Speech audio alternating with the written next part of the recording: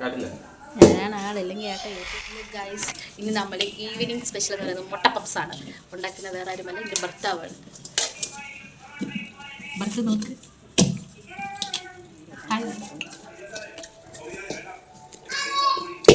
Guys train പോലെ ഇരിക്കുന്നതാണ് നമ്മുടെ പപ്സിൻ്റെ ആദ്യ ഘട്ടം.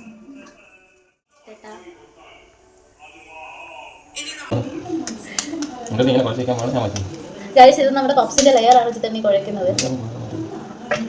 ഫസ്റ്റ് ലെയറാണ് നമ്മൾ വെച്ചിരിക്കുന്നത്. അതായത് മറ്റേ പപ്സിൻ്റെ മസാല ഇടാത്ത വയ്ക്കുന്നത്. അതായത് പപ്സിൻ്റെ മസാല വെക്കുക കേട്ടോ. അതാണ് വീട്ടുകാരൊക്കെ പരത്തിയിട്ട് ഏട്ടാ ഇത്രയും വേണമെന്ന് അതാണ് നാളെയൊന്നും പിന്നെ എത്രയിലൊക്കെ ഇന്ന് നാളെ ഞാൻ പപ്സ് കഴിക്കും. ഗൈസ് നമ്മളിവിടെ പപ്സിന് വേണ്ടിയിട്ടുള്ള മസാല റെഡിയാക്കുകയാണ്. ഞാനാണ് ഉള്ളി അരിയുന്നത്. ചിത്തേണ്ട ആ ടാസ്ക് എനിക്ക് തന്ന് ഞാൻ പുള്ളിയൊക്കെ അരിഞ്ഞ്. പിന്നെ നമ്മളിത് വഴറ്റാൻ വെച്ച് ആ വീഡിയോ ഒന്നും ഞാൻ എടുത്തില്ലായിരുന്നു. ഇതെന്തിനാ ചിത്തേട്ടാ ചെയ്യുന്നത്? പപ്സിൻ്റെ ലെയറിന് വേണ്ടിയിട്ട്. പക്ഷേ ഇതന്ന് നമ്മൾ പൊറോട്ടയ്ക്കായപ്പോൾ ഇങ്ങനെ കിട്ടിയില്ലല്ലേ അല്ലേ? നമ്മൾ പൊറോട്ട ഉണ്ടാക്കിയപ്പോൾ ഇങ്ങനെ കിട്ടിയില്ല. ശേ പൊറോട്ടയ്ക്ക് ശരിക്കും ഇങ്ങനെയാണ് വേണ്ടത്.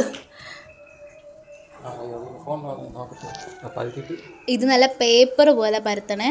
പരത്തിയിട്ട് നമ്മളതിൻ്റെ 4 ലെയറായിട്ട് വരുത്തും. ഇങ്ങനെ 4ആയിട്ട് പരത്തി വീണ്ടും കൈയിട്ട് ഇങ്ങനെ അടിക്കുമ്പോൾ നമുക്ക് പപ്സിന് ഒരുപാട് ലെയർ പോലെ കിട്ടും അല്ലേ ചേട്ടാ?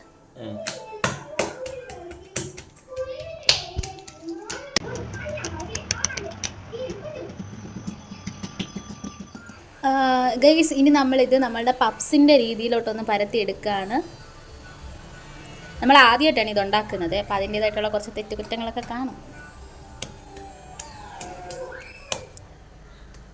സ്ക്വയർ രീതിയിൽ വേണേ.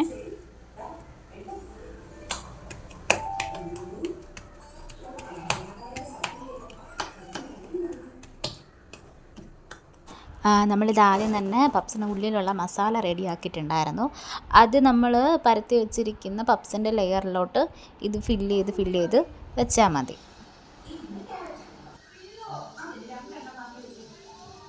നമ്മുടെ പപ്സ് ഇവിടെ റെഡി ആയിട്ടുണ്ട്. ഞാൻ ഇതുവരെ കഴിച്ചില്ല, ഇനി കഴിച്ച് നോക്കണം. കഴിച്ചു ഇനി ഞാൻ ഏട്ടൻ പപ്സൊക്കെ കഴിച്ചു. എങ്ങനെയുണ്ട് ഏട്ടാ പപ്സ്?